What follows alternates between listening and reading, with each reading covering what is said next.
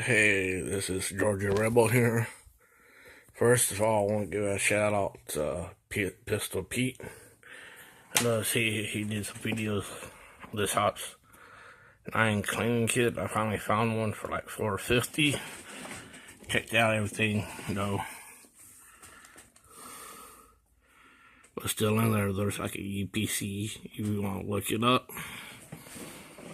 Well, I'm almost there at Walmart. Check, see they had more of these. Bought like 4 more. There's a UPC on that one. Then here's the UPC of this other one. Still got them for like $2 each. Finally, last but not least, got this nice little hatchet. Notice they didn't have a barcode on it, but I still got the receipt. Paid like $7 for it. Not a bad haul. Just tell me what you think. Catch y'all later.